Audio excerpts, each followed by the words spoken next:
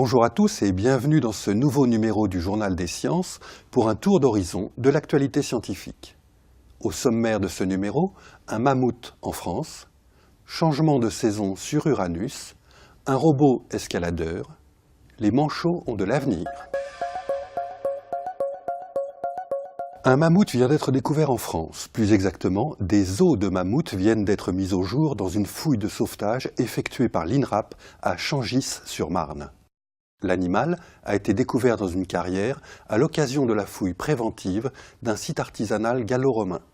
Le mammouth, âgé d'une trentaine d'années, a vécu entre 200 000 et 50 000 ans avant notre ère, dans un environnement plus froid et plus sec que de nos jours.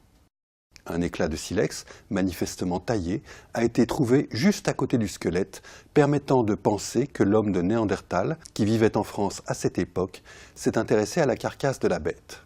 Les recherches en cours vont essayer de savoir de quoi est mort l'animal et de voir si l'éclat de silex a été utilisé pour découper la bête.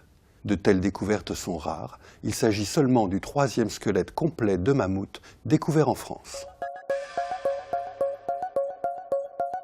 Lorsque la sonde Voyageur 2 est passée auprès de la planète Uranus en 1984, elle nous a montré une planète turquoise sans aucun détail à sa surface.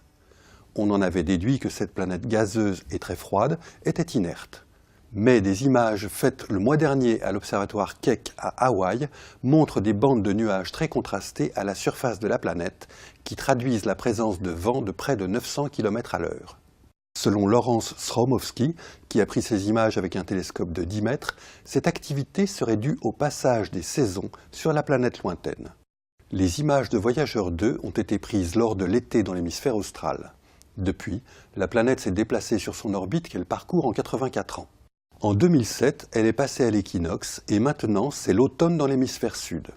Le changement de saison et donc d'ensoleillement serait responsable de ces changements d'aspect. Le soldat de la prochaine génération sera peut-être un robot.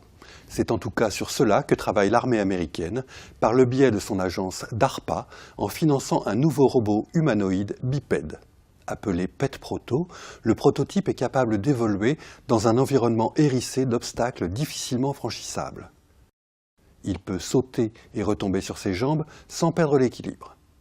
Il n'est pas encore totalement autonome puisque de nombreux câbles le relient aux ordinateurs qui le commandent.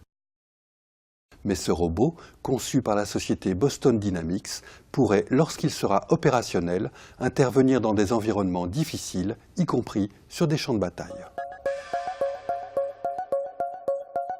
On se doutait depuis une douzaine d'années que les manchots empereurs de Dumont-d'Urville, en terre Adélie, étaient plus nombreux que les 2500 couples régulièrement observés.